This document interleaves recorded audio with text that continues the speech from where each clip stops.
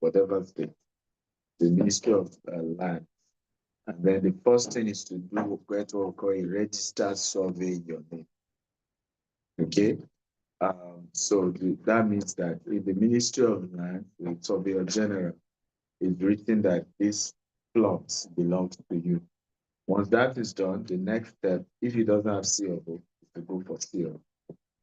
If he does have a COO, then you didn't need to do, uh,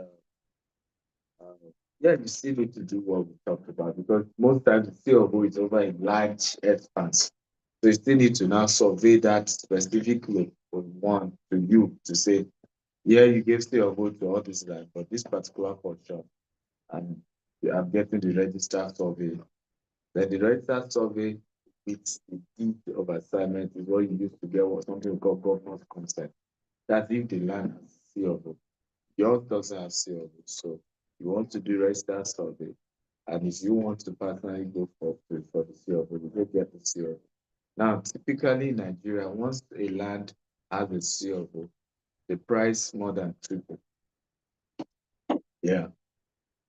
Okay, so, and it's easier for them to give you as an individual COO than to give a company trying to get COO over 100 acres. You see that? So, okay, just one plot they want to give you, right? Two plots, 1 acre, 3 acre. But when you're trying to get a larger plot, then it becomes political. You want to meet the governor, you want to, so when you buy land like that, you want to still go for that to perfect the title, but if you want to sell it in future. Because what then helps you to really maximize the price in future is the title that is in your name. Right. So if you now have a COO in your name or governor's consent in your name, that kind of a land in future you are selling for 50 to 100. And that's really where the profit is.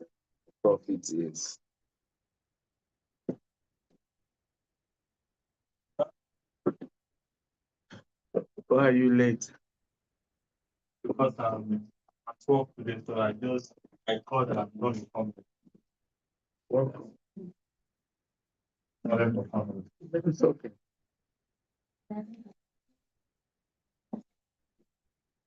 Any more questions?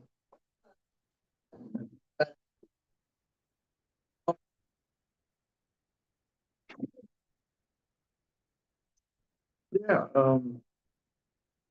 it's the same with us. Just that I think I like I bought that land because it's facing the Lagos Ibadan Expressway, and you and I know that I don't know when you left Nigeria. Growing up, I used to come. My motherland was in Songwater, so I remember I would be coming from Ikeja, taking that express road straight to Songo, and I'll be seeing empty land, and it was just very much bushy, and you don't have enough houses there till you get to Songo, then you now see houses. Today now you take that same road, there's no bush anywhere, everywhere is developed. And I see Lagos Ibadan Express Road become like that in the next 10 years because it's the most plied express road in Nigeria. So it's going to develop over time again and again. But like I said, what many of us were doing, including myself, is land banking. Buy the land, you have nothing to lose, keep it for more years, try to perfect it. So, for example, the land doesn't have COO. We've applied now for the survey, register survey. The ministry people had come to do their own inspection, which is also something GTEx rarely talk about. Because when you buy land from us, what we promise you is the land. We didn't promise you to perfect the title. But behind the scene, we already perfecting titles while we're waiting for the area to appreciate it back. So he bought Perry now. What she didn't know, and I don't know why our leaders don't always express these things, is that the land when we bought it, those areas were under acquisition and all of that. We've now gotten the register survey that is taken out of acquisition now. And we're not affected by the 50-meter coastal that the federal government is talking about.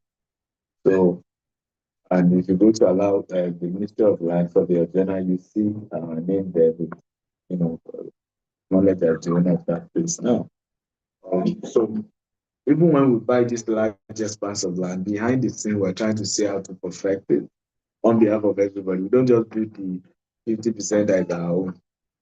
We just try to perfect for the entire, which is why we get a bit frustrated when people don't want to pay development levy and the documentation, which is really, I think, what people are angry much about, right? But what we often don't know is that money we're able to use to make sure we develop the land and we don't get people encroach on it because government is encroaching now. By the way, what President Lundu said, we knew was going to happen way before he came for that commission. That once he comes to that place, he will say, to this side, don't touch it. We now we have a plan for it. I'm not kidding. So one of the key things we knew we wanted to do. What do you need? What is that? Thank you. Double check this. Double check that.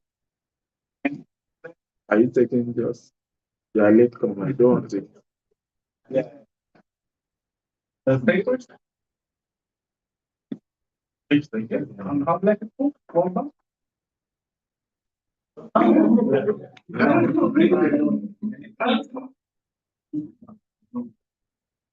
One milligram. He's British. He's British. So medium red for him. But he's real African. Well done. Yeah. So yeah, I hope I've answered the question. Have I answered you?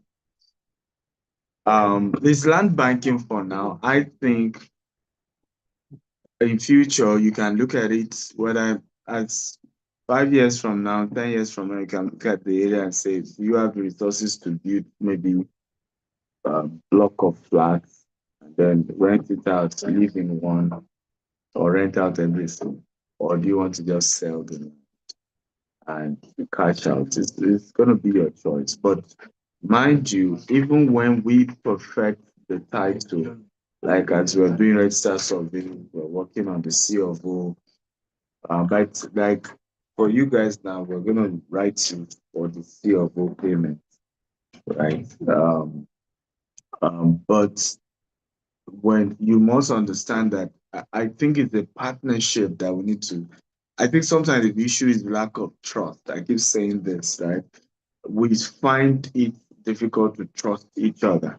There's always that belief that I'm sure the guy is playing games. And I keep saying this, when you struggle to trust somebody, it speaks to who you are. I don't know that it largely speaks to who you are. If you really know you can't trust yourself, you will find it difficult to trust somebody else. You will just, and I will face that issue in business where, and I know that the way we run business is not the way others are running it. So I get why sometimes people like, he couldn't have, right? I won't be surprised some people don't believe. I mean, thank God she has been there, right? So she can confirm the 5-acre loss and all of that. If not that she's been there. Some people watching me saying that on channels, which is sometimes I just don't feel it was important saying it. We just be like, come on, he will just lose 5 acres. build over a pillar, then you'll be this quiet. And continue because they are reflecting themselves in you, right? Because if it happened to them, they wouldn't have reacted the way you are reacting. And so, because you are not reacting the way they will have reacted, then to them, you are not authentic. Something must be wrong. Yeah, and so, it's what I noticed about doing business as an African. Most Africans are not truthful. So, they don't expect you to be truthful. Most Africans don't do business with integrity. So, when it looks as if you're doing business with integrity, they feel like maybe you're lying, maybe you're not truthful, maybe like you can't just be that. I don't think so. Must be something, right? There must be something somewhere. I don't understand why you're speaking. Thank you. I have not collapsed. Exactly. There must something. There must be. But I don't think so. If you've done land banking and that's why I said diversify. Our edge is diversification, right? We will have over 40 acre, we lost 5 acre. Okay, the rest has appreciated more than 20 times. You figure out and focus on the game, right? And you've done multiple different investments too. Yeah, and that's the mindset we must have.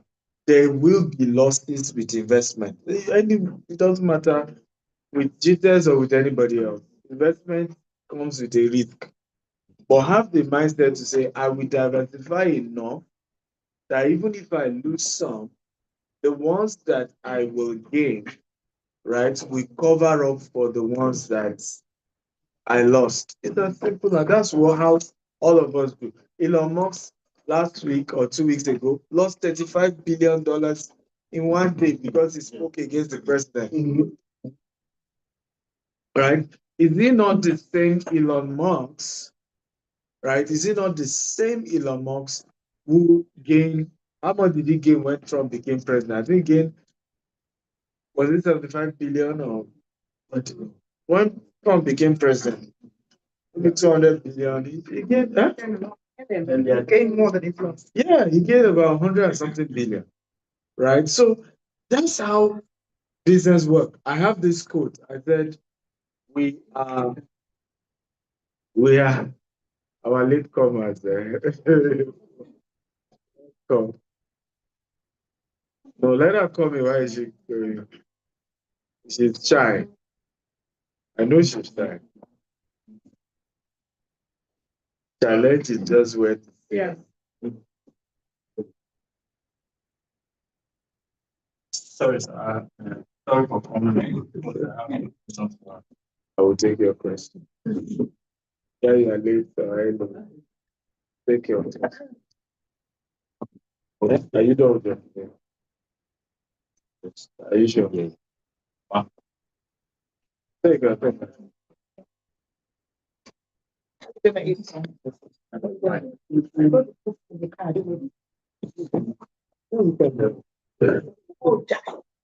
a question for you. I mean, it's not for you, I have one, but it's just thinking about with the expressway, the one that you lost, most of you lost land too. One house, one house. Yeah. ABC of town planning, right? Real estate. Waterfront land is very prime value, that people want it. Roads are not that prime. Why did they do a road on the seafront and not away from it? But that's taking away a very prime land for developed road when you could have done it not in that location. So in Africa, road is a major.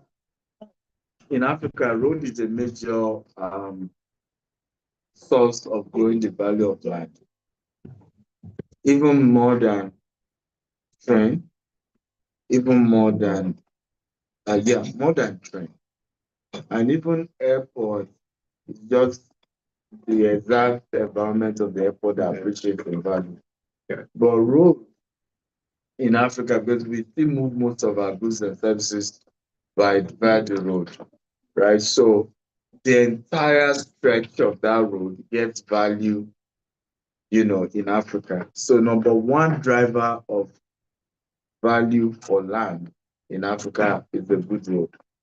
Yeah, maybe an access road going to somewhere that's remote, but in a city, in the inner city, that prime line, seafront, sea-facing land, it's people are going to pay price like a lot of it in terms of development. Yeah, so technically, I think the government know what they're doing. So they have something called Eco Atlantic that is after that road, where they were dredging the Atlantic Ocean, right? And they are building massive skyscrapers.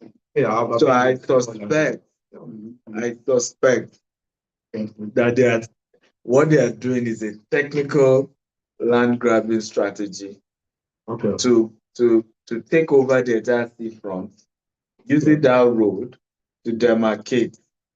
Okay. Do you see now? Because what the president is saying is that anything after that road belongs to them because it's facing the coastal road. Okay. And the coastal road belongs to the federal government.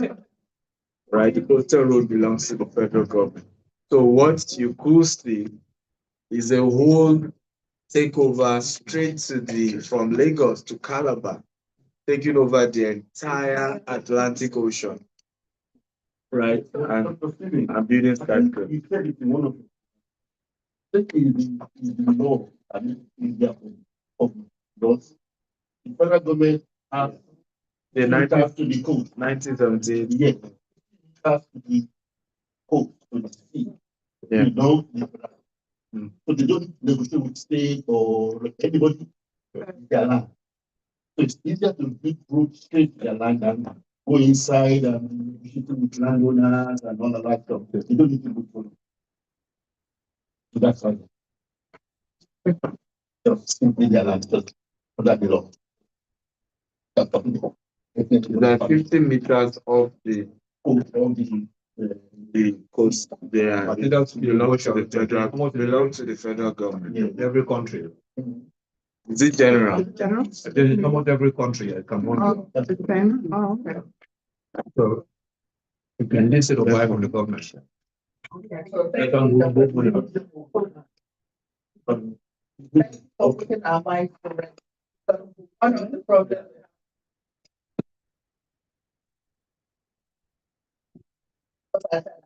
To your incentive. I invested in the Abuja, the Kuje. Okay. Yeah, so when I invested, when I saw was at a certain price. So, but then I sent a message, but didn't get a response on time. So when the people came back, they increased already. So I said I wanted to pay that amount because when we started, that was the price. Because you believe that. I was actually shocked when I thought, what? But that wasn't the discussion I've been having. So I think I sent a message. I wouldn't know, maybe it's your photo or but I sent them and I said, no, I beg to pass. I'm not interested anymore. This was not where we started from. And then I got a response from you to say that, okay, pay the amount you talked about initially. That I found very was really surprising for me. And that shows, because where you see things like that, most of the time it's here, maybe overseas, maybe you see something with the price on it, and then you take it to the seal and it's the wrong price. They said they changed it, and because that's the price on it, you have to pay that price. But that's not, it's not common. You never say that like it. Once the price changes, then it's changed. So thank you very much for putting our minds at rest and for the stories we are integrity when it comes to land, because there's a whole lot of drama with Silver. A lot of people have been, a lot of people are crying because they've been stamped one way or the other. I don't think all those things are true, right? Because people also love to exaggerate a lot. The one part, I'm talking about the people in diaspora. Yeah, a lot of people in diaspora love to exaggerate a lot. I'm being honest. We love to exaggerate because we kind of enjoy that pity party, those in diaspora, to say, imagine after 20 pounds an hour work, I was trying to swindle us back at home. So I see a lot of that um, because two things makes you lose money in Africa: greed to buy a property that is too cheap, and you didn't know it's too cheap because you've left home a while ago, and you don't understand that properties in Africa are now way more expensive. Like I said, leasing small land, huge population, keeps growing, and that's what makes the property to go up. A lot of bloggers who are lying to people now to claim that property value are exaggerated in Africa. And I'm saying they're saying those things just to deceive people. Because in reality, um, she has some books you for those who may. How many of you want to get my book? Let's even know. Okay. Abi, so you can give her to bring the book. So we have people playing into our emotions to say, oh, properties are too expensive in Lagos. The developers are the problem. Developers are not the problem. Developers don't own land. I don't know whether you understand. When you want to buy land in Nigeria, you go meet the family first. They put the right value on it. Then, like I said, in Nigeria, you buy property from two people. After buying the property from the family, you still have to go to the government.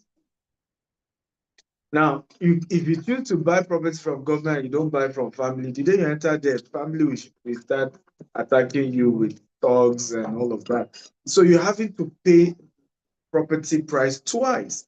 Not only that, the day you want to do anything on the land, youth will come and say, we youth of the area, we gentry, so this is why property price goes up. It's not some developer. There's even too much competition among developers for them to be the one causing the problem. Is that the property prices are just, and government is part of the problem. Because if government is seeing land as a way of making money, instead of seeing tax, in this part of the world, they use tax, right? And they have it too in Nigeria. They have land use act. So rather than government focus on the land use money, which in my opinion would be way more than the C of O money, right? But their eye is more on that C of O. So when you won't believe it, to get C of O in Nigeria now can be as expensive from the government. What will it cost you? Almost 10 million naira. So how can the land be cheap? That's the issue. So which is why sometimes we as developer buy maybe a land that is not yet perfect, and then we work our way to perfecting it with the investors and moving down that ladder. But in reality, it's a government issue. But many of us just want to hear what we want to hear. Developers are the problem. Fine. But were we not buying land directly from families before developers emerged in Nigeria? Who remembers in the 90s where we used to have land grabbers kidnapping my uncle? Had three attempts to assassinate him 3 times, right, over this land grabbing. And they were demonic guys or bony guys who were selling, grabbing land in those days. What developers have done is to, make it more civil. At least now you are dealing with a company. At least you can take them to court. It's not like you're dealing with champ. But guess what? We, the developers, still deal with the champ you are no longer dealing with. Right? Where you went to, that they put champ there is more than twice.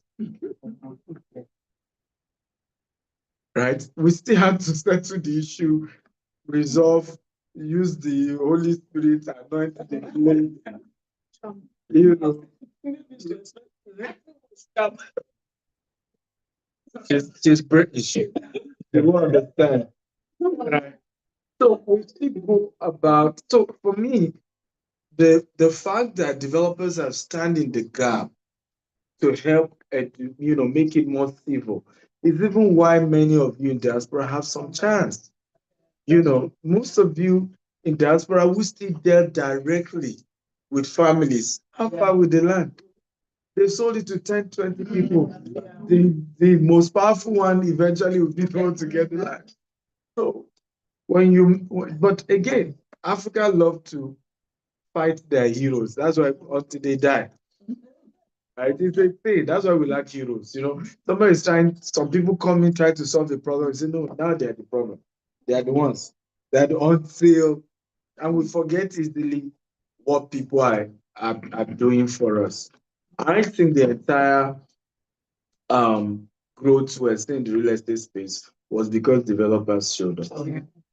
Right. If not that, we will have still been in those dark ages where it's so diabolic, and it's just dealing with these local people, not educated, and they're selling land to multiple people. Everybody's fighting. Yeah. Where do we, the documentation in Abuja here is different from the way the documentation is done in Lagos. Yes, it is. Yeah. Which is not clear. So where do we go from here in terms of the state one? Sorry, I want to ask you questions so I allow other people. And then in terms of the KT one, what next? Because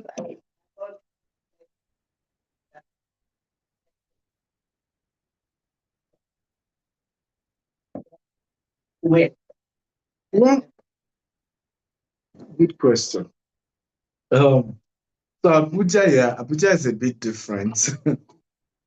Also because of the minister of FCT. So typically when you buy land in Abuja, most land have what we call ROFO, right of occupancy. And you can choose to same model, do the survey, take the survey to the Ministry of Land, and say you want to pay for pay to maybe change it to seeable. To seeable. But this one is the farmland, so you will have to convert it to residential. But all of it is get a survey first, take the survey at your deed to the Ministry of Lands. One of the things we're hoping we intend to do in the next coming months is to have a team of lawyers being introduced to our investors who can be helping you guys with a lot of these things. But you are kind of just talk to them. This is what I want, and they can help helping you with those documentation. Again, it's Nigeria, for your file to move, the transport there. so you know how the ministry things work in those parts. But as moving from agric exemption to residential, and then that would bring you with the COO. And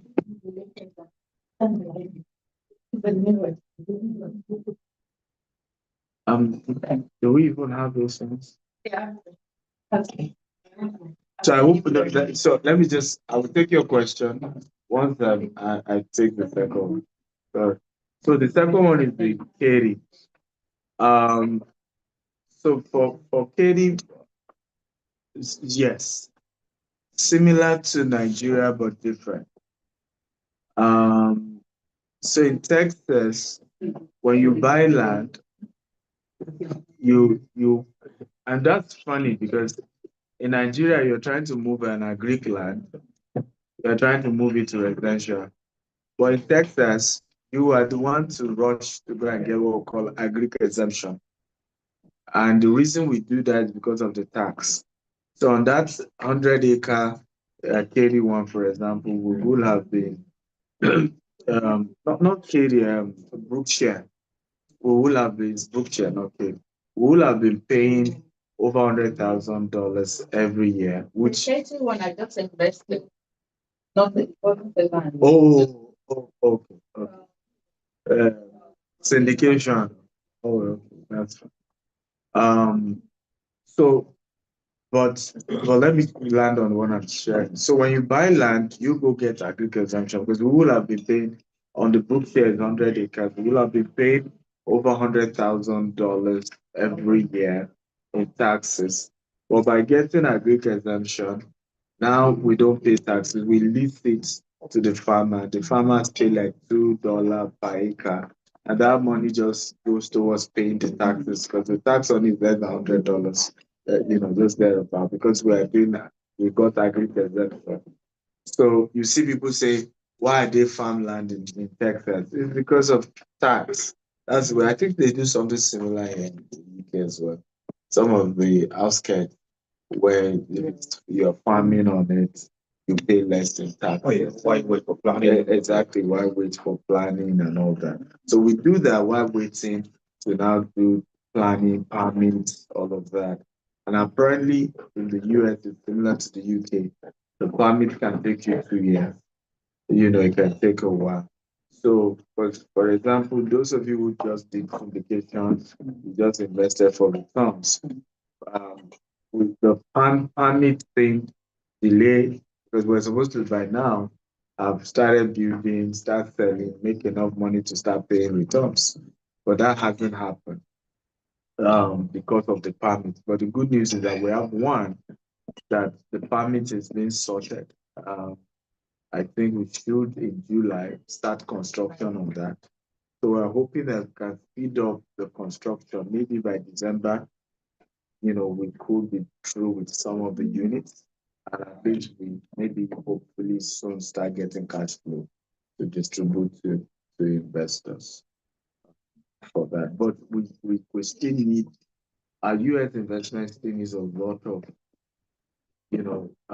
investment because many of the properties, yeah.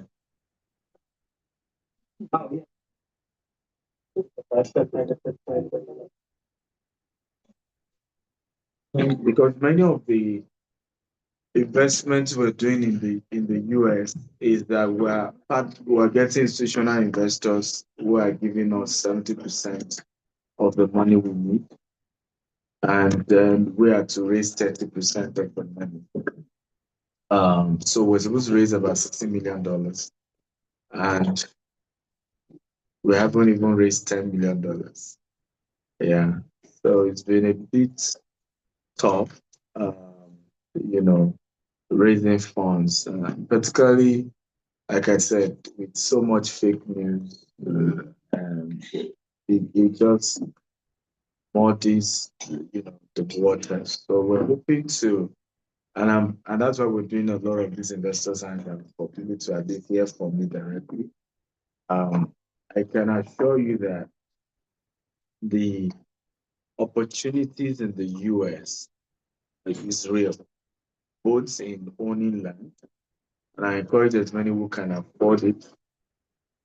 If you're scared of doing land banking in Nigeria or in Africa, you shouldn't be scared of doing land banking in America. At least this is a more regulated environment, there's no talks. Everything is straightforward. You want permits, you go to the government. It may take it a while to get it, but I can assure you, I'll give an example. The Brookshire land, when we started the acquisition last year, we never knew Elon Musk was going to build a factory less than 15 minutes from us. As I speak to you, the value has gone up by more than 20%. He has not built, though, he just announced. So what happened when the whole thing is built and they start working? That place is going to double in prices in less than 5 years, just even because of Tesla coming to that area. So there's a huge opportunity in owning land in America, particularly Texas, because people are leaving California, they are moving to Texas. Texas just announced now that no more income tax if you live in Texas. Yes. So they're working every day to reduce the tax bills in Texas. So I can assure you that people who invest, uh, it's just going to be like our story. And I'm hoping you can help me do video with people like that sharing their story. Because the land she bought, when you bought Beryl, how much did you buy? 10 million per plot, right? It's over 30 million now. And you bought it when? 2025, 2023. In 2 years, right? Because of the Beryl Ibejuleke, right? Because of the cost, just 2 years. Oh, okay. Just it was 4.5. Yeah, you bought it earlier. Some people got it for 1.5 when we launched, but they were 5 years ago, right? 2019. But that's my point. We specialize in knowing unique places to buy land and position early, knowing that whether it's the coastal road, and the same thing is what we're doing in Texas, where we know that this area, there's a lot that is going to come into that axis, and we're tying the land down. And we know that in the next 5 years, everybody is just grateful in terms of the value and the appreciation that will come. So I will encourage that, if you can still invest more, we're open to it. But yes, we're still in that fundraising phase to do a lot of what we need to do. For example, we want to start construction of 24 units because we now got permit on that one. To do the construction of the 24 units, we need about $5 million. Now we need to raise 30% of that $5 million to do that 24 units. So all that is what we're doing. So but we know God will help us. We know how to spot the opportunities. The challenge is just dealing with investors who, first of all, are very skeptical about investments and, often victim of, I know some of our investors that once sent me a screenshot, said somebody that I know I invested with you was sending me all this fake stuff. And I told her, I said, leave me alone. Just leave me alone. I know who I'm dealing with. Let go of it, your stories. And why do they do that? It's because they refuse to invest. And I'm being honest with you. And they are trying to mock you to say, well, you that you wanted to act like you're better than us, you're smarter. See, you are failing. You're losing. It's not working. It's about to crash. Join our club. All of us doing nothing, right? And I've said it over and over again. The fact that you laugh at me and try to exaggerate my misery does not erase your misery. It doesn't. Yours is still there. And what I realized about people who haven't worked on their finances, so we should stop using the word poor people, right? But people who refuse to work on their finances, the problem really is that they busy themselves mocking and coming against those who have worked on their finances. But coming against those who are working on their finances doesn't work or change your own financial problems, right? When they came after TDJ, I knew in my heart of heart, the next person they were going to come after is Tyler Perry. And I'm not surprised now. Somebody's suing him for 200 and something. And I can bet you the person behind that is Black woman. Yeah, that's Hmm? not like. I cannot know. It's the same script. One of us rise to the top, we gotta bring him down. We have to. It's a culture. No. He can't make us feel like he's gone, he's successful, right? We're not gonna take that. We must bring him down. And again, we must commit to say we will not join that club. We will not join that club. I'm extremely. You wanted to ask questions, you going? No. Okay. I'm extremely frustrated when I look at the impact of TD Jakes. He was addressing that rumor with apparently they accused Oprah too, that Oprah too was in Diddy's party. Right. So when TD Jakes was saying, Oprah said, they accuse you too. Say, yeah. I said, really? So Bishop TJ said, look at me. I'm almost 70. Look at me. Like, what they're accusing me of doesn't even make sense. It's a difference if I'm a young guy and can say, okay, I'm going for all these freaky parties. I'm almost 70. What?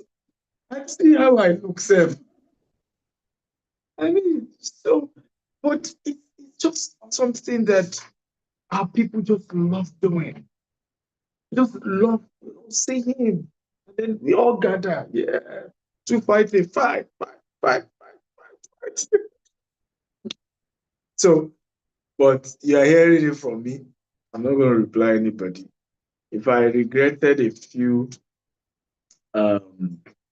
comments I put out, I think people like her were one of those that made me pay attention. Typically, I don't even, and I regretted it. Right? I think I was discussing with JJ Omoju, and he's a veteran in things like this. And he was saying this, should not have replied. Said no, should not have. Say you should not have. People like that feed off. Yeah. Yeah, because when you give it attention, because that was the issue. When you give it attention, feed up, so your reply. So our group CEO sent a letter to investors. Before you know it, they take the letter, start doing YouTube video. What people didn't know was that they were making money off that because they were monetizing the YouTube, the TikTok, and because I was trending over the 18K. What really happened was the 18K wasn't it? Yeah, it was the 18K. So I was trending. It was a national conversation. Some media are carrying it that this rich Nigerian is charging people $18,000 to mentor them. It's unfair. It's charging in dollars. You should have been charging in naira. Which is all over, right? So they then were capitalizing on that trend, right? To then start manufacturing their own version of stories, and they were making money off it, and people didn't know. But I regretted even giving it attention, and it's something I'm telling those of you who are my lovers to going forward. Don't even bring things like that to me because there's no point. They feed off you giving it. You would think that by coming to address certain things will make it no. They will still be shredding everything you're addressing, and keep going. So there's just no point. You just keep quiet, ignore them. So JJ was like, oh, I wish you had discussed with me. You didn't even need to. Just ignore. Just ignore. Those things are normal. And they do it to anyone. Once you are rich, you're famous. If you are not rich, you are famous. Anybody somewhere knows they can make money, right, by doing anything about you. So for TD Jakes stuff, why were people doing it? If I just do video and say Bishop TD Jakes is in PDD's freaky party, people want to watch, right? And I can make $5,000 off that video, right? You know what I mean? That's a lot. You understand how they say it. So for them, it's like this is a huge opportunity to make huge amount of money, right? I don't care whether it's true or not, right? Let's just ride on that story, and it's a normal thing that happens. Yeah, when kept quiet. Yeah. They were hungry. Yeah, people they keep it quiet. Carry on and do his video all around. Especially when he went to Doha. That was when he went to Doha. No, but in reality, the ignoring will have made you keep quiet faster. Responding was when, yeah, responding was, and Bishop T.D. Jakes got it right when his own trend happened. If you watch that Sunday service, remember what he said? He said, I did not do it. Today is not the day. I'm not going to dignify Easter, by changing, and he let it go. That's how to handle things like that. When you go into details, if Bishop T.D. Jakes are now going to detail to say, no, I did not go to Didi's party. I only call him and wish him happy birthday. Oh, now he has. Exactly. So, thank you. And people don't always know this. If I'm not sure said this to me, say, look, this is against my own interest, because as a PR consultant, responding is where I can charge money. Because I then help you create how we respond. He said, but to be honest with you, silence is how you handle things. But we PR consultant won't tell you, because our job is to go and fight for you. So we tell you, let's craft this letter. And if you want to see an example of how things like that don't work, is Pastor Paul. Wouldn't you have thought that him addressing and saying, I didn't have a gun? Just so that Did they say I didn't have a gun? No, he said that. He said I didn't have a gun. That's what I'm saying. That saying I did not have a gun, that because the case was already dying down, right?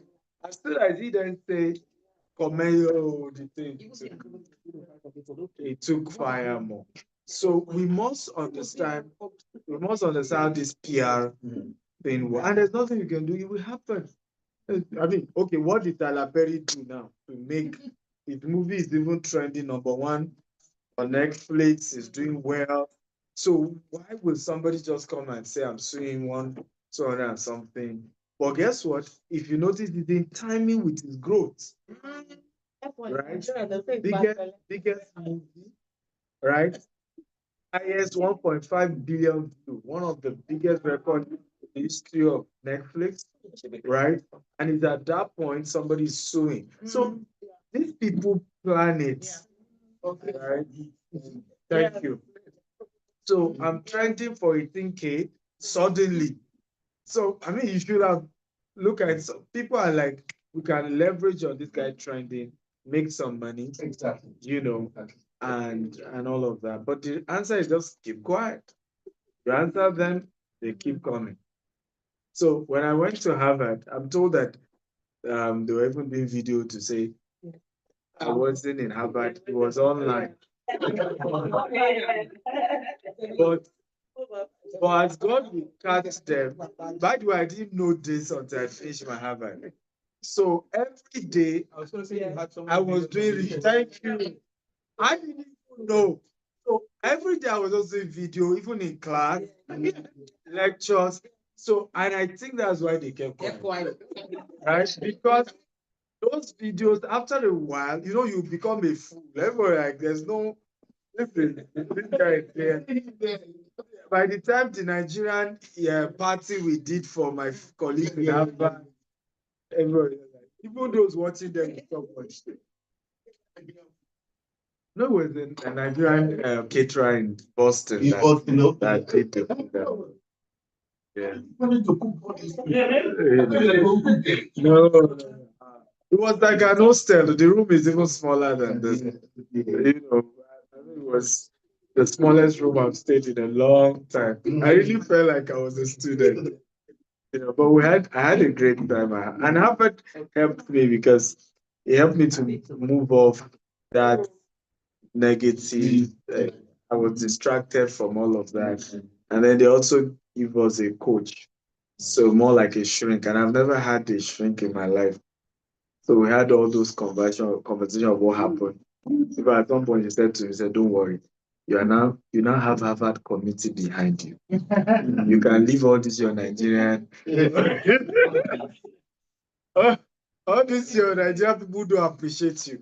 Because everybody was fascinated with my story in Harvard. All my classmates were like, wow, we thought you were from a rich home or your parents were position. You met in 17 years, you grew your business to this. You see people telling themselves, you have 1 million followers on Instagram. I said, Nigerians don't see big deal out of it. I'm very normal with my people. But it was big deal. Yeah, it was big deal for a lot of my colleagues. They're excited, everybody. Even my coach was fascinated with my story. And so I always just said, don't worry, you have Harvard alumni behind you. They will invest in your business. Once you graduate, don't worry, you can leave all this your Nigerian investors. I was thank you, I appreciate that. But yeah, your question. Then I take heart. I really appreciate what you are doing. But you could remember, almost 1 year when you came to London. When I came to London, yeah, That was the first time I came for the event. So during that time, now I'm just graduating from student. But after then, you came to Birmingham. I was employed as a maintenance engineer in one of the but I couldn't make it. No, you came to Birmingham last year. But after then, I was given employed back to London. okay. So I'm so sorry for coming late because it's It's I okay. just have You're to- not the only I one just that have is to late. tell my boss that I'm supposed to close by 6 p.m. I have to tell them. No problem. Then this book, Billionaire Habit and Land Banking that I bought when it came really changed mentality, changed my orientation, changed how I don't know that I'm wasting money. So make me to able to plan my money effectively. And I want to ask question based on because I bought a plot of land there, that's why I stayed very big. What is the next plan for this? Because I was told that the land banking for now. What's your the plan for this? Because of the environment. Because when you look at it, proximity to airport, the Kano, China, so it's a place that it will be very good for maybe business. So what's your plans for this? Well, I'm not sure for business, but I'm sure for extension. So every of our estate has been themed one thing or the other. So you see some with our goal is to build estates that you will appreciate in value. So whether we're putting a golf course in it in future, we're putting malls, we're putting schools, we're putting this. But you see, all these things cost money.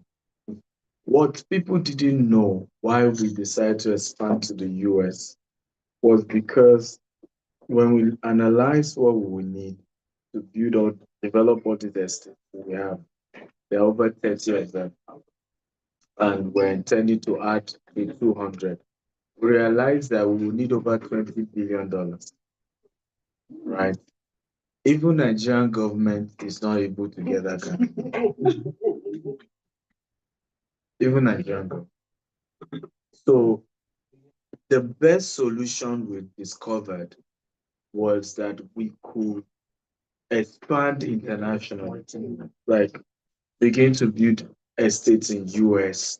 If we can expand aggressively in the US in the next 5 to 10 years, we will now control assets of over $1 billion, and we can borrow against it and bring it to Nigeria and start developing all these lands, in terms of infrastructure, building all of those things. You see what I'm saying now? Because a lender in America will be willing to give you money if you have an asset in America, even if that money you want to go and use it elsewhere. No problem. You have an asset in America I can hold if anything goes wrong.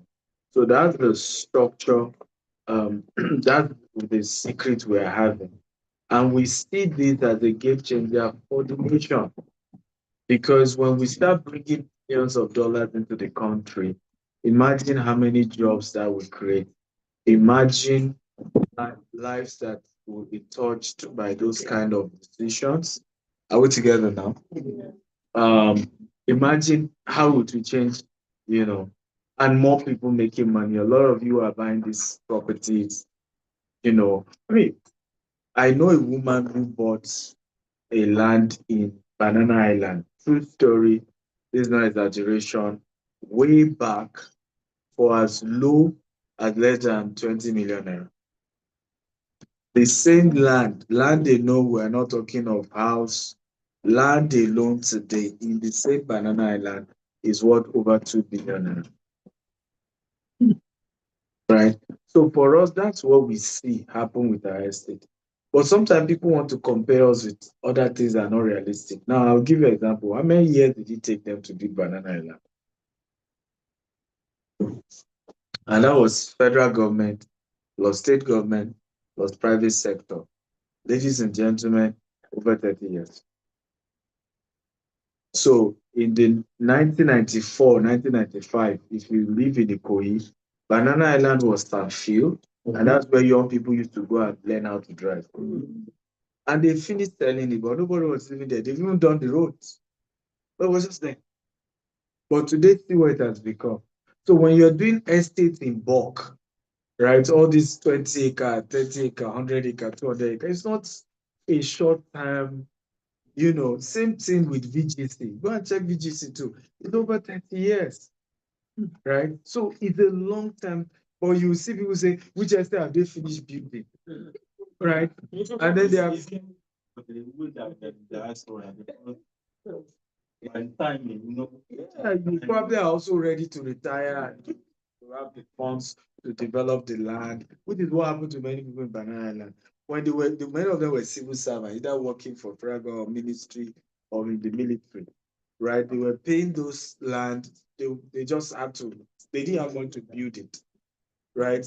But because the growth took some years, they eventually, so people want to compare us with somebody who developed 2 acre land in Lekki and now say he has a full estate. 1 acre, 2 acre, fully developed, you've done, a conjunction of 50 units. It's not what GTS is doing. Average of our estate is 50 acre, and some were buying more to grow some of them to 200, and some 500 acres. It's a long-term project that require long-term funding. And for us, we realize that liquidity is a problem in Nigeria right now. Cash is an issue in Nigeria. You can't just get cash like that. Even the government is struggling with that. So best thing is you expand internationally and you can take some of that, take loan against your assets internationally, and come and develop locally. Make sense? Uh-huh.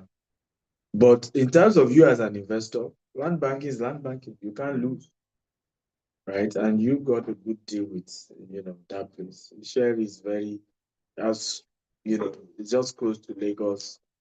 That land has C of O. The problem is just, it is oftentimes waterlogged. But once our engineering structures, we're going to create an artificial lake to suck up the water and then use the sand from where we raise the lake to sand fill and raise up the level of the rest, and our place will be fine. Okay? Top of answered. yeah. Finally, your turn.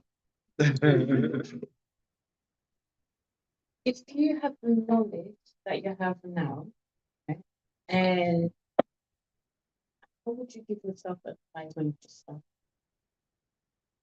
Good question. And what book would you use it for? Well, the book I use is the book I used before. It's called Rich Dad Poor Dad. Right? A few books, you can write them down. One is Rich Dad Poor Dad. The second book, Rich Dad Poor Dad is book one. The second book is Think and Grow Rich by Napoleon Hill. The third book is Richest Man in Babylon. The next book is Acres of Diamond. I encourage Acres of Diamond because, and this is important for all of you here, because I'm sensing some of you who are investors in Africa might be making the mistake that happened in Acres of Diamond. So here was the mistake, and that's the mistake I don't want to make. That's why, despite expanding, we just started in Doha now. US, UK, Dubai. I'm not leaving Africa at all. We are launching another estate next Saturday. We are launching another one in July. I'm just keep expanding because from what I learned from Acres of Diamond. Now, it was a story about a diamond era where people started discovering diamonds on lands. So this man heard about this diamond bubble that was happening. Like you could buy a land and then you just find diamond and you are rich for life. Okay?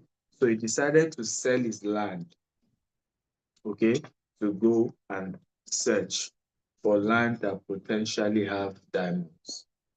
And so he sold the land, got the first and used it to buy another land in another location, city where everybody said there's diamond in that city. Right? Bought the land, they searched, they didn't find diamond. Right? He sold that one again, till finally the man died. I didn't find that.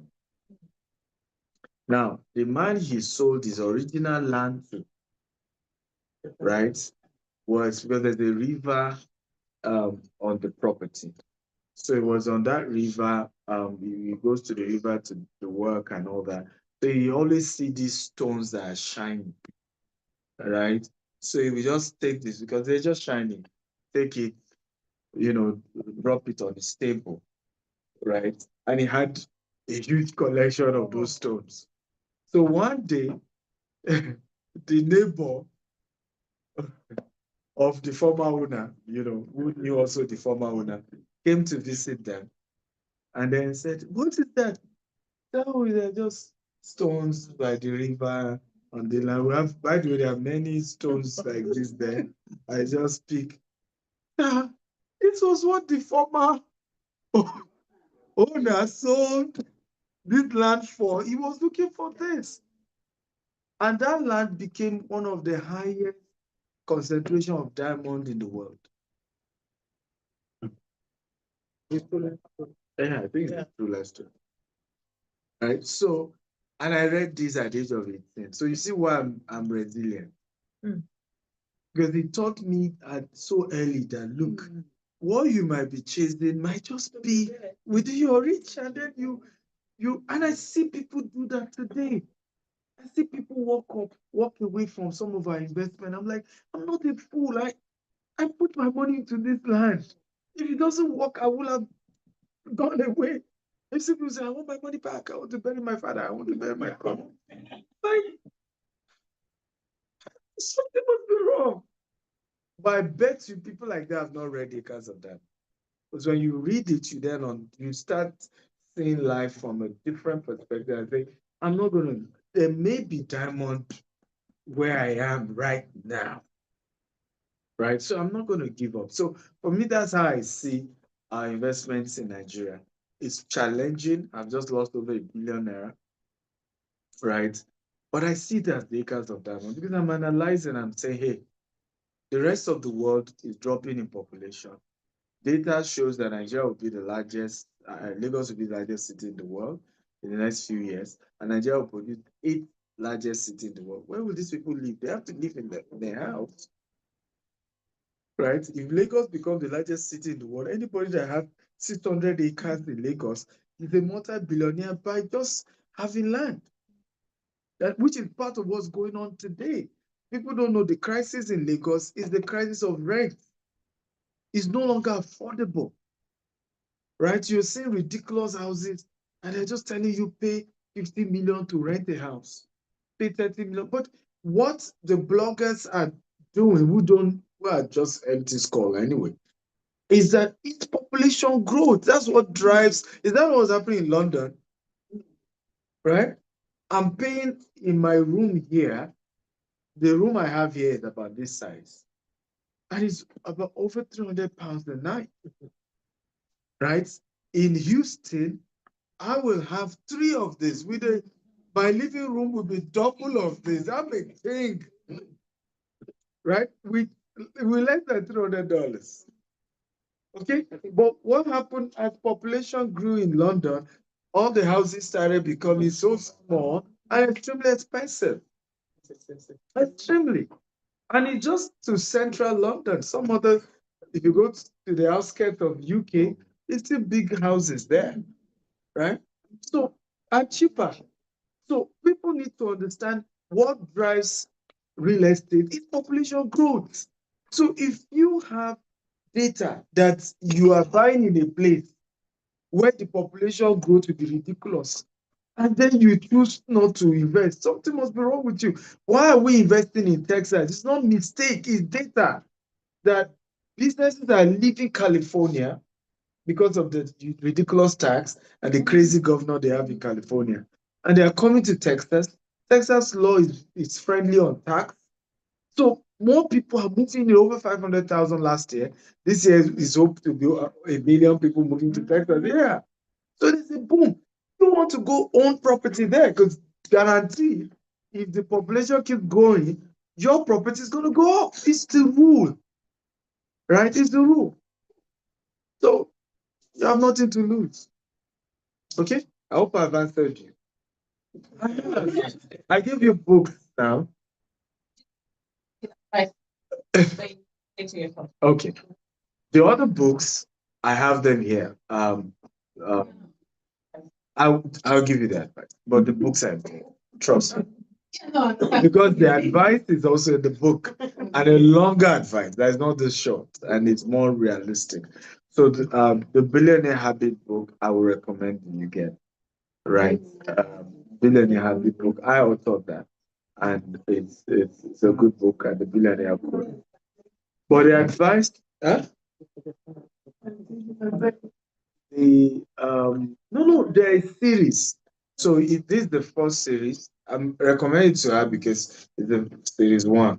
So yeah, so I would recommend if you like it, just buy the entire series. Part 1 is that one, Billionaire Habit. Part 2 is Billionaire Code. Part 3 is now for entrepreneurs. But the advice I would give myself starting young is to first be grateful for being young, right? Being youthful is a gift. And I think a lot of young people don't realize that. But you see, being young is like vapor. It soon go away. So as much as you're grateful for being young, you need to almost become paranoid as though time is going on you. The time is going on you shouldn't be, oh, I want to make money. God is my witness. My decision till today has nothing to do with now. I didn't go to Houston to expand. Our US expansion was doing a $200 million expansion. I have not calculated what will be my profit. Because I see life in 3 phases, 0 to 40. Okay? And I call them the learning years, right? 40 to 80. I call them the earning years, right? If you are lucky, 80 to 120. I call them the resting years. So that's the way I divide years in my mind. So in my mind, this is period to try and fail, test and try something, right? And that would be my advice to you. Be willing to fail, right? Forget those who will mock you and talk. They will never be as successful as you are. It's okay to fail when you're young. Just try it again. You're lucky you have your mom on your side. I had my mom till I was 25. She was my investor. She was the one willing to have me try again. I did. Before my mother died, I failed in almost 10 businesses, right? But she kept encouraging me. According to her, when I was young, which I was aware as well, when prophet, my parents were from White Garment Church. So when prophet comes to our house, my other sibling will say, this one you need to fast, you need to do some the type of prayers. And when it comes to me, they will say, this one is going to be very rich and very famous. Pray that his destiny comes to pass. So my mother had always believed that. And so she was willing to, I was the only one after she died that she had a savings, right, for me to leave Nigeria and go and study abroad. She was too sure this one was going to be very rich because multiple prophecies. So you may not have any prophet tell your mom, but I believe your mom believes in you. That's why she brought you here. That's why she's trying to buy you books. You're lucky. And I pray she will live long. Because I tell you, I discovered my greatest fear on campus when I was misbehaving. And I had a nightmare. I saw myself being old and I was not successful, and my mother was crying. She was still alive then. And she was crying that see what you do. That was the day I discovered my biggest fear was to disappointment. Right. I wanted to make her proud. Unfortunately she's no longer alive to see me do well. So I think having a mom like this who's ready to be on your back, you want to try. If it's entrepreneurship, try. Don't have your mind to I don't want to fail. No. I'm willing to learn, I'm willing to try till I get it right. That would be my advice. And I think that's what I did as well. I just kept trying. I just didn't give up. I didn't allow what people were saying to discourage me. The few losses I had, I didn't even bother tell people, so that they won't come and start pity party and tell me why you shouldn't have even done it in the first place. I didn't even bother tell anybody of my losses in business until when it becomes a testimony, right? Because I didn't just want them to start those pity party. I would do that a lot in Africa. So that would be my advice. Even when you fail in some of these businesses, don't create a pity party. Have these core people like your mom who believe in you, who will tell you, go at it again. What's the next step? What else can you do? And as long as you don't give up, nothing will stop. Nothing. I hope I've answered you. Okay. Yeah. You got sir, Yeah. what I really appreciate about this development number. In that book you mentioned that if you want to buy land, please buy it. Yes.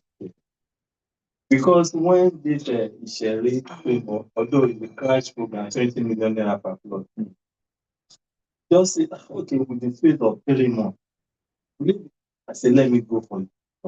And by now, I think I just have 5 million naira to balance it. Congratulations. So I just have that much. So, information power. Yes, it is. It is. Power. It is. It's the same thing I do. I rather than just buy one little piece of land, that's all I do. Sometimes opportunity, maybe my money can only buy 50 acre and they have up to 100 acre. I'll be okay. Can I drop the 50 acre money and I spread, paying you for the remaining 50 acres? That's how we acquire many of our estates. And gradually I pay. And before you know, I now own 100 acre in a place. And it's helped me to also be conservative. A lot of people think I'm lavish. They have no idea. I'm one of the most conservative people you will find. Based on what I have versus how I live my life. I'm very, very sure. Very sure. So I've got quite a few. But what are the so what are the current projects that you can invest in? So UK, we partner with a company called Beckley Group, and so they have over 70 developments across the UK, and they only specialize in off-brand. And I think that's good because one of the things we've seen with those developments is by the time they are done building, usually there's over 30 to 50% capital appreciation. So I'm giving an example. Maybe they're doing, excuse me, this 20-story, and you're buying just one apartment, and then they're giving you like a 3-year payment plan. And by the third year is when the house will be completed, they'll give you, but they're giving you to pay gradually here in the UK. You can also get mortgage, so that you just pay maybe 30%, you get a mortgage for 70%. But the beauty is we've seen with find out partner with us and we help them with Berkeley. By the time they're getting the key, let's say the property was 400,000 pounds. By the time they're getting the key, the value is already almost 600,000 pounds. That's really and remember they spread that payment, just paying gradually. So even the 30% was spread. So I think off-plan projects like that with credible developers like Berkeley Groups, think that some of you can really take it. Yes, you can work with a lot Bisola to on that. You have a number? No. Alano? Yeah. Okay. Oh, no, yeah, I've got it. Yes, the work we have, and you can make that happen. I just want to ask, what does your mentorship program entail? I don't want them to carry my story again.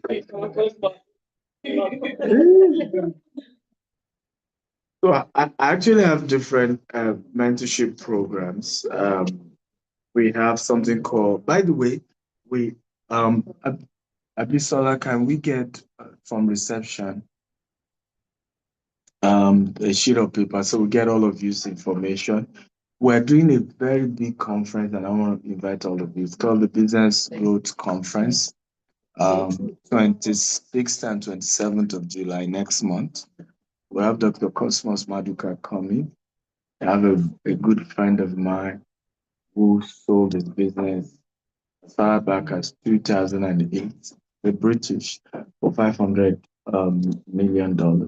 So coming to speak up. Great guys. I mean, it's gonna be not far from here, Millennium Gloucester Hotel. And I think if you register early, regular is 199, and then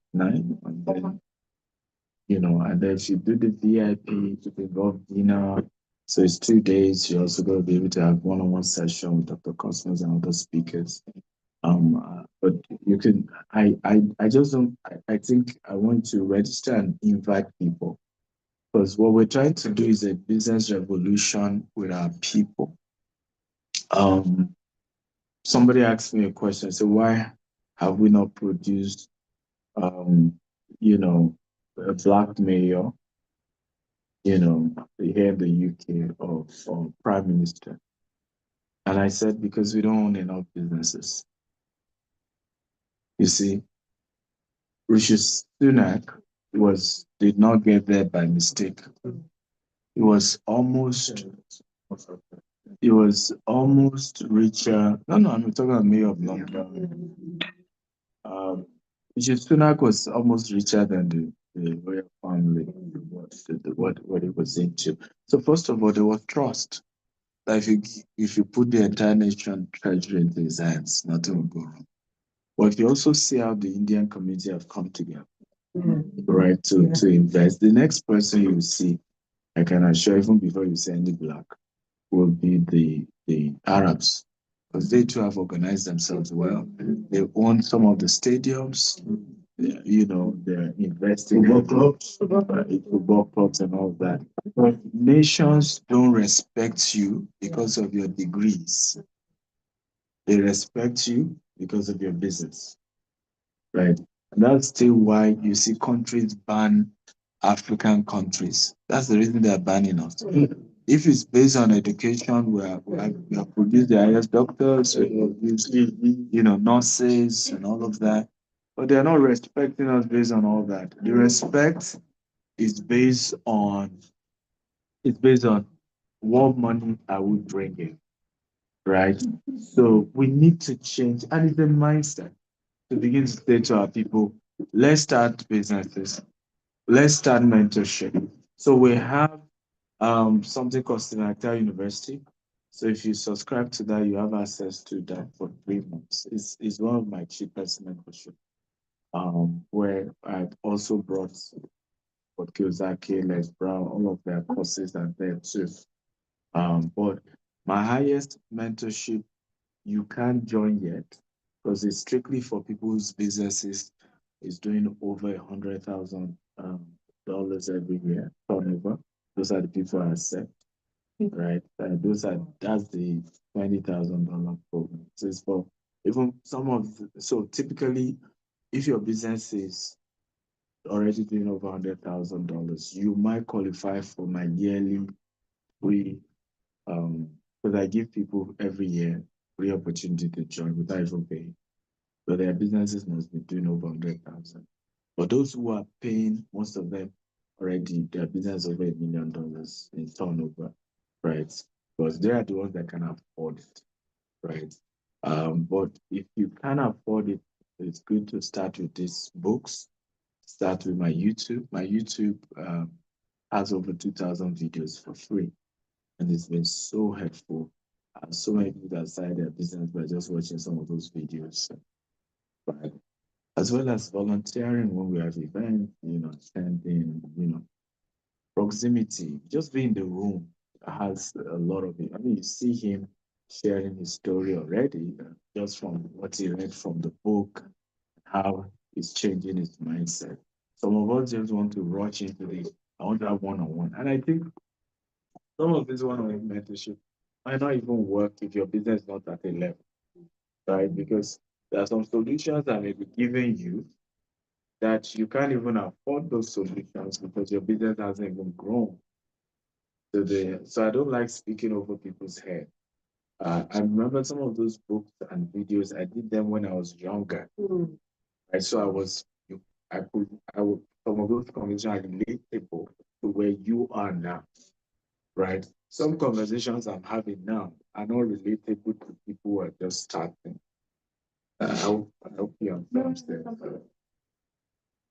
You're welcome. Okay, any more questions? Oh, yeah. Yeah. Uh, yeah, what sectors in Nigeria do you see as being undervalued currently, but potential? What potential sector? over the next What 5 sector? Yeah, what sectors do you think are undervalued? Undervalued. Yeah. Real estate is one. Fashion is two. I think our fashion industry is still growing. I think the world loves our fashion.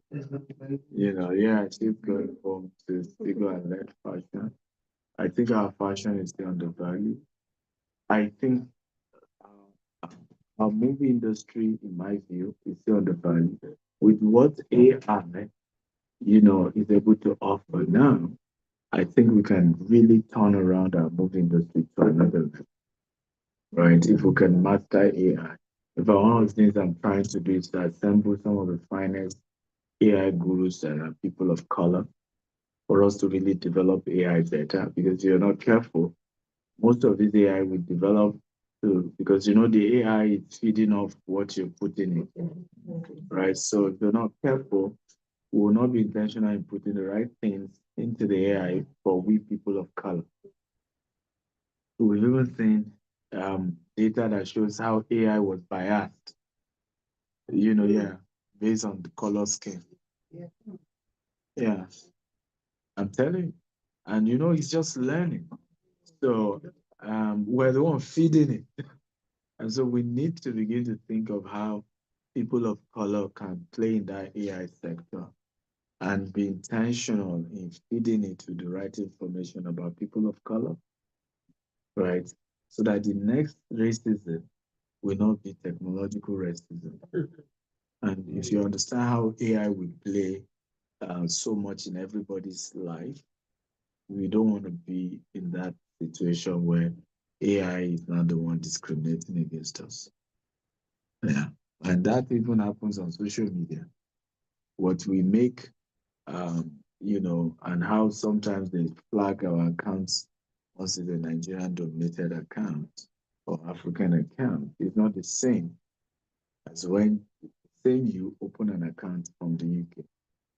So it tells you that even the algorithm, right, is already structured to be biased against Africans. Yeah. So these are areas we need to work on. I like my friend to share briefly. Mr. Safongo is also a real estate professional, very successful. It's from Cameroon. So if you want to share a few things with us. Okay, and thank you for the opportunity. Sam Fongo, I think made a few of you here over the years coming here.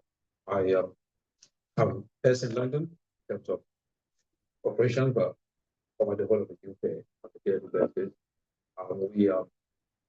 We do real estate, the auctions, okay, decisions and proposals. So if you want to sell a property quite quickly, anywhere in the UK, yeah, and if you want to invest as well, we have in that. So we have a client base in the UK, Middle East and Africa, all over. I would say, who ask me where I come from, I say that the long and the short answer, because even though on paper, I'm Cameroonian, but I think I'm more Nigerian. I travel to Nigeria a lot. And you tend to go to Cameroon when there's a wedding or a funeral, but apart from that, nothing else really takes me to Cameroon. But it's business or Christmas holidays with the kids in Nigeria. Go to. But I think Nigeria is this incredible place. So much potential in Nigeria. And even here in the UK, everyone, those things are Nigerian. Because I used to bring Nigerian developers there. I used to organize events in our Hilton, Victoria. We have about 300-400 Nigerians, and they were developers speaking, and I'll be moderating and asking them questions. So everyone, if it looks like it comes from Nigeria, it must be from Nigeria. But I still think Nigeria is the biggest opportunity out there, both the real estate business, agribusiness. Just you think about it, the amount of people in Nigeria, the amount of money that's in Nigeria. We just need to get Nigeria right. Someone said Africa will boom in Nigeria gets it right. Yeah. So if you look at what Saudi has done, if someone can do that in Nigeria for 2-3 months, there'll be a huge change. Not just, and the good thing about Nigeria, that change comes to Nigeria, it will ripple across so quickly. You have lots of farmers in Cameroon. Nigeria is a main market that in the south. So, and then Dangote expanded to Cameroon, cement, and the French companies are struggling because in most of the French African countries like Cameroon, it's always the French that dominate the market. So the Nigerians are coming in and pushing them out, which is good. So work very closely with Stephen and his team. Times like when they had the last event in Nigeria, as one of the guest speakers. So it's always a pleasure to interact with your community. So when I got the post that you're doing the investor dinner, I thought it would be a great opportunity to come network and share some good time with people like yourselves that are investing, knowing that Africa is the next biggest place to invest in. So it's been my pleasure. Thank you for the invite. And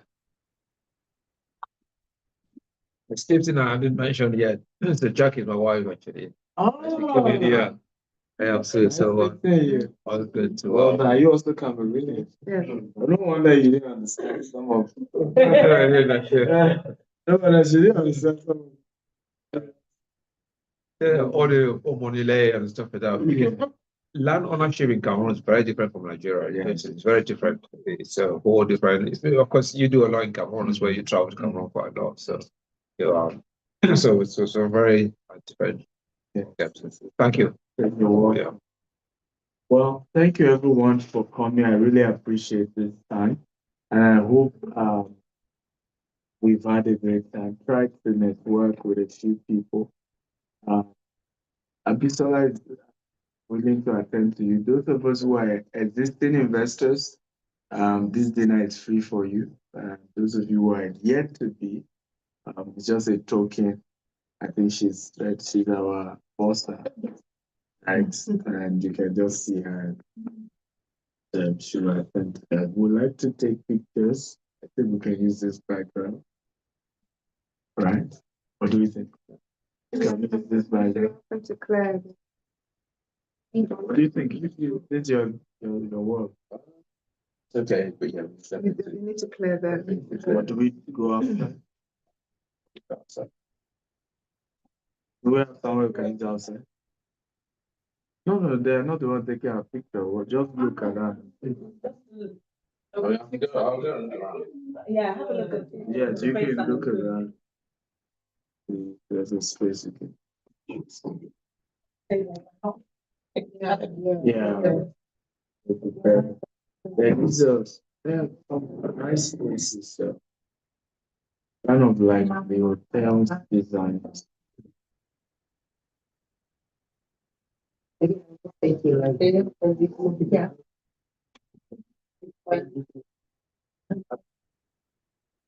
Yeah. Yes.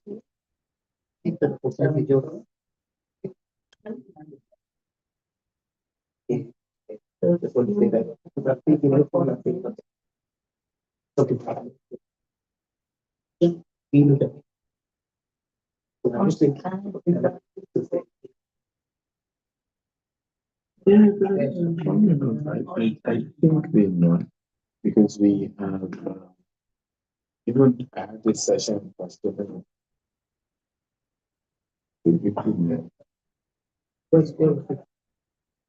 That 2 weeks ago.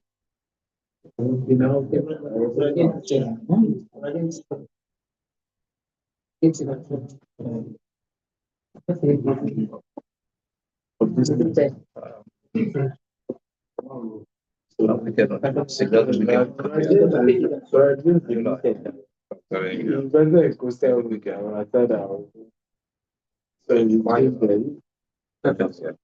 see the list of because he goes to the challenge, people were bothered and those who had not come. He had been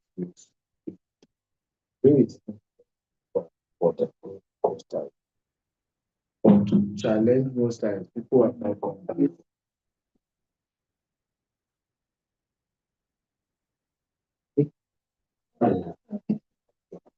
What happened is what was supposed to do? She called and find out then, but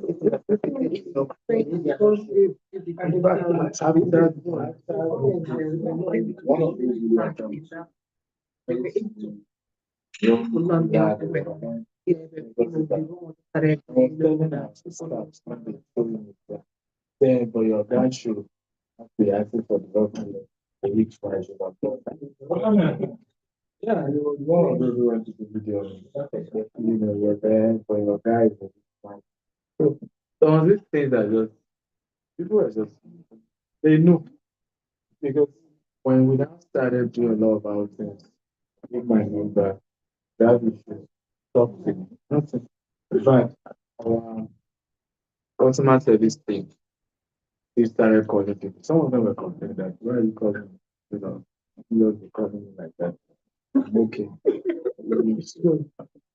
You have gotten a place? Yeah. So it's just a this thing that is a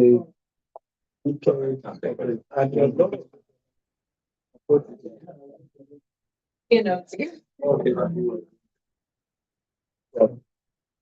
Which is why they are doing it. Some of them were not happy because the contract said it's oh, yes, so it was part of why Because my problem was okay, you think about the habit for it's different from the for Muslim. Go upstairs. Are we going now? Yeah, let's go. Okay, those of you on Zoom, thank you for joining us. I hope you learned a thing or two. We've had a great conversation with those who are here. We're still doing Houston. We're also doing a virtual conference as well, where we'll even have more time to discuss. So we just finished the London one. We're doing the Houston. We're doing Lagos and Abuja as well. Thank you. God bless you. And see you in next Sunday. We're doing a global virtual version that is also